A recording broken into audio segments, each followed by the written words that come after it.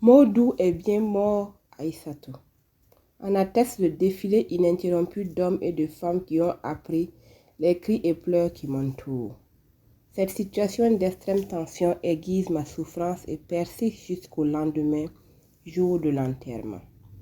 Quel fleuve grouillant d'êtres humains, accouru de toutes les régions du monde où la radio a porté la nouvelle. Des femmes s'affairent, proches parentes. Elles doivent emporter à l'hôpital pour la toilette mortuaire encens, eau de Cologne et coton. Sont soigneusement mis dans un panier neuf les 7 mètres de percale blanche, seul vêtement autorisé à un mort musulman. Le zemzem, eau miraculeuse venue des lieux saints de l'islam, pieusement conservée dans chaque famille, n'est pas oubliée. On choisit des pains riches et sobres pour recouvrir Modou. Le dos calé par des coussins, les jambes tendues, je suis les allées et venues, la tête recouverte d'un pain noir. En face de moi, un van neuf, acheté pour la circonstance, reçoit les premières aumônes. La présence à mes côtés de ma coépouse m'énerve. On l'a installée chez moi selon la coutume pour les funérailles. Chaque heure qui passe creuse ses joues plus profondément, cerne davantage ses yeux, des yeux immenses et beaux qui se ferment et s'ouvrent sur leurs secrets, des regrets peut-être. Autant du rire et de l'insouciance, autant de l'amour, la tristesse ploie cet enfant. Pendant que les hommes, dans une longue file hétéroclite de voitures officielles ou particulières, de cars rapides, de camionnettes et vélos Solex, conduisent Modou à sa dernière demeure, nos belles-sœurs nous décoiffent. Nous sommes installés, ma coépouse et moi, sous une tente occasionnelle faite d'un pain tendu au-dessus de nos têtes. Pendant que nos belles-sœurs œuvrent, les femmes présentes venues de l'opération se lèvent et jettent sur la toiture mouvante des piécettes pour conjurer le mauvais sort.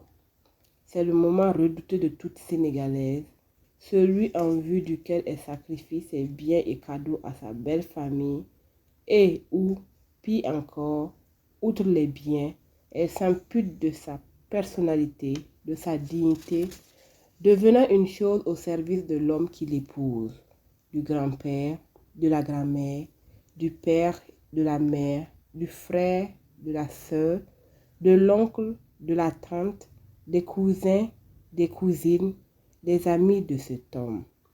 Sa conduite est conditionnée.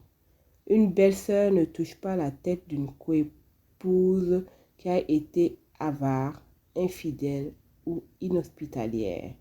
Nous avons été méritantes et c'est le cœur de nos louanges chantées à tue-tête.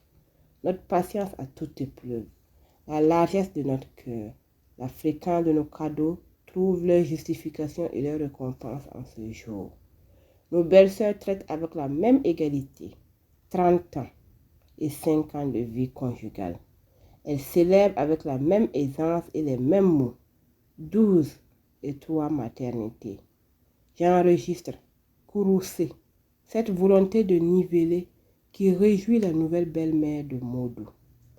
Après s'être lavé les mains dans l'eau d'une bassine placée à l'entrée de la maison, les hommes, revenus du cimetière, défilent devant la famille groupée autour de nous, les veuves. Ils présentent leurs condoléances ponctuées de louanges à l'adresse de Modou. Modou, ami des jeunes et des vieux. Modou, cœur de lion, défenseur de l'opprimé. Modou, aussi à l'aise dans un costume que dans un caftan. Modou, bon frère, bon mari, bon musulman, que Dieu lui pardonne, qui regrette son séjour terrestre face à sa félicité céleste. Que la terre lui soit légère. Ils sont là, compagnons de jeu de son enfance, autour du ballon rond à la chasse aux oiseaux avec les lance-pierres.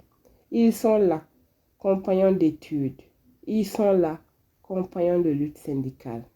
Les signes d'égal se succèdent, poignants, tandis que les mains expertes distribuent à l'assistance biscuits, bonbons, colas judicieusement mêlés.